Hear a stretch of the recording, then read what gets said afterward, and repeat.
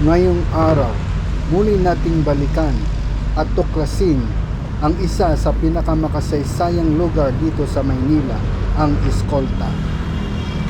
Tinawag itong Escolta ng mga Kastila sapagkat dito dumadaan yung mga kargador ng mga barko sa mga pantalan sa Ilog Pasig. Ito ang ilog ng Pasig. Dito dati dumudunggo ang mga barko na galing sa iba't ibang bansa na nakikipagkalakalan dito sa Pilipinas. Ang Escolta ay matatagpuan sa pagitan ng mga distrito ng Binondo, Santa Cruz at ang Quiapo.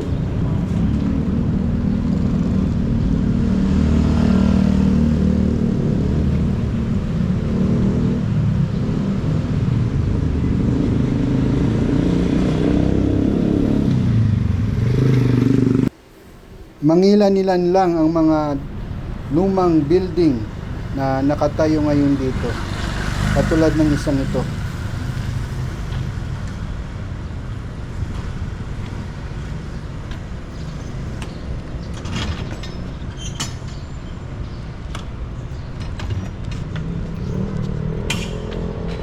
Nandito po tayo ngayon sa Kaling Escolta. Ito dati yung pinakamagandang lugar na pinupuntahan dito sa Manila. Mga siguro 1960s, 50s. Ito ang pinakasikat na puntahan ng mga taga Maynila. Ngayon, wala na. Wala na mga natira sa mga dating building dito.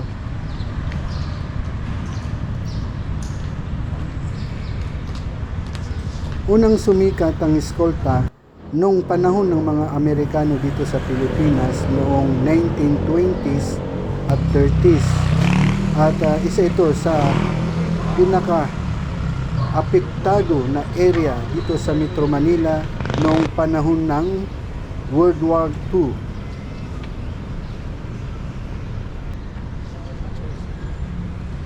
Halos wala ng mga natirang mga old building dito sa Escolta.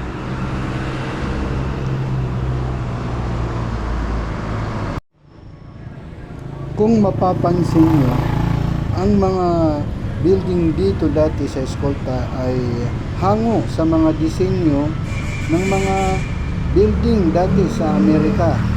Kasi nung unang sumikat ang Escolta ay panahon ng mga Amerikano dito sa Pilipinas.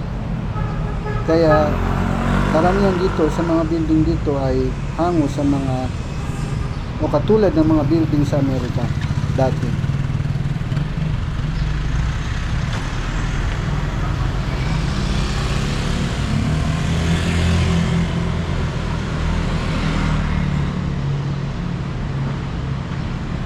Mangilan-ilan na po ang mga building, dating mga building na natitira dito sa may Escolta. Noong unang panahon, ang kalsadang ito ang pinaka-crowded na lugar dito sa Maynila. Dito naglalakad ang mga mayayaman, mga sikat na mga personalidad, mga artista. Dito sila nagtatagpo sa kalye ng Escolta. Ayan, malapit na tayo sa dalawang pinakasikat na building dito sa may Escolta. Ang nasa kanan ang Regina Building at ang nasa kaliwa naman ang Perez Marceliano Building. Ito yung pinakasikat, dalawang pinakasikat na natitirang building dito sa may Escolta.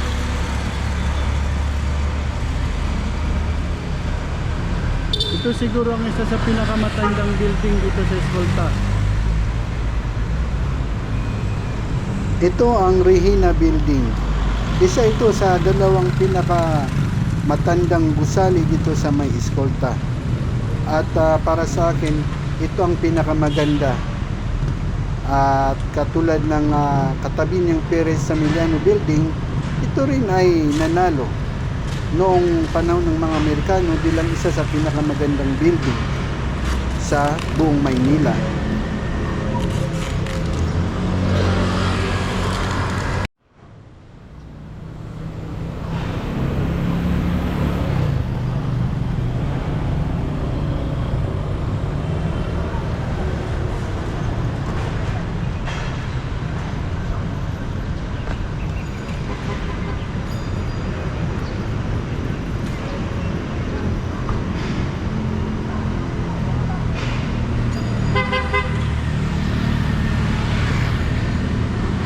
na siguro marahil ang pinakamatandang building dito sa may Escolta.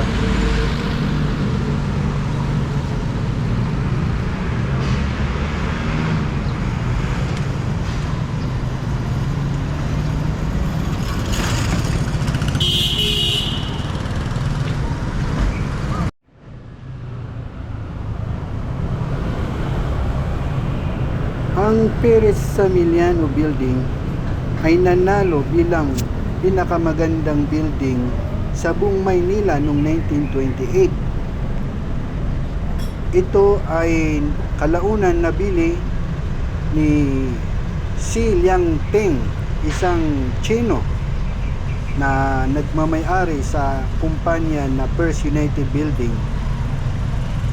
Kalagitnaan, ang buong pamilya ni Li Changteng ay nasawi sa panahon ng World War II.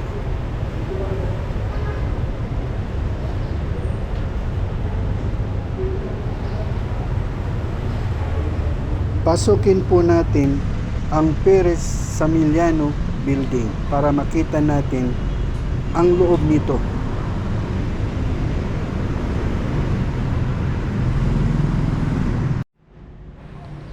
Ang nagdisenyo ng building na ito ay walang iba kundi si Andres Luna, na Andres Pedro Luna, na anak ng tanyag na pentor, Filipino pentor at isang bayani ng Pilipinas na si Juan Luna.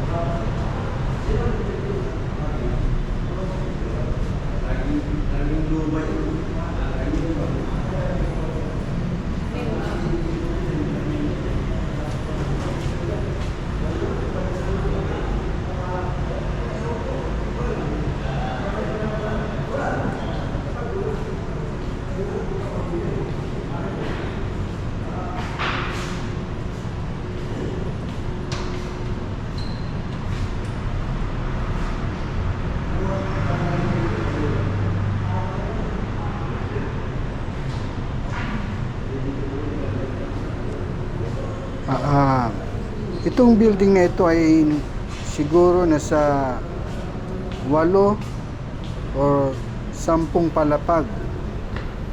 Ito yung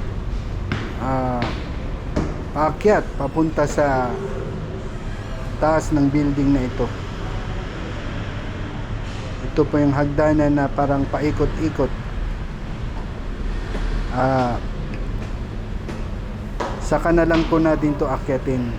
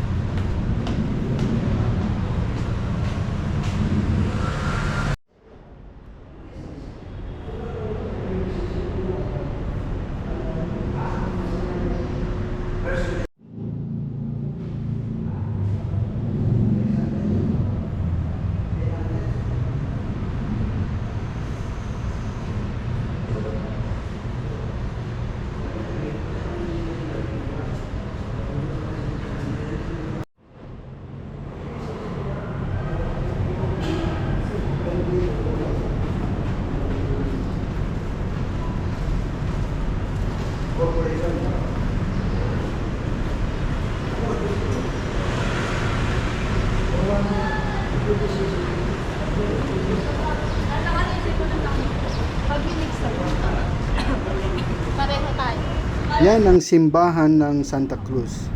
Kung galing kayo sa Santa Cruz, dito nagsisimula ang kalsada ng Escolta, kung saan unang-una niyong makikita ang dalawang pinakasikat na building dito sa may Escolta, ang Regina Building at ang Perez Samiliano Building. malungkot isipin na ang mga tao dito sa paligid ng Escolta ay hindi alam kung ano ang kasaysayan ng kalsadang ito.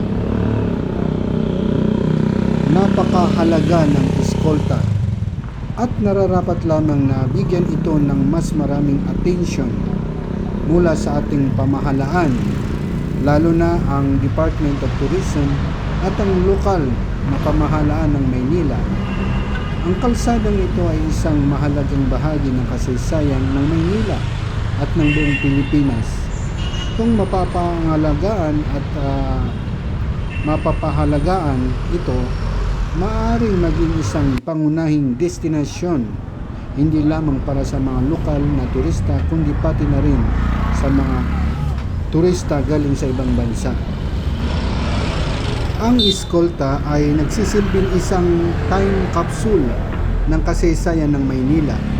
Ang mga gusali, ang disenyo ng kalsada at ang mga kwento na kaakibat nito ay nagbibigay ng isang sulyap sa makulay na nakaraan ng ating bansa.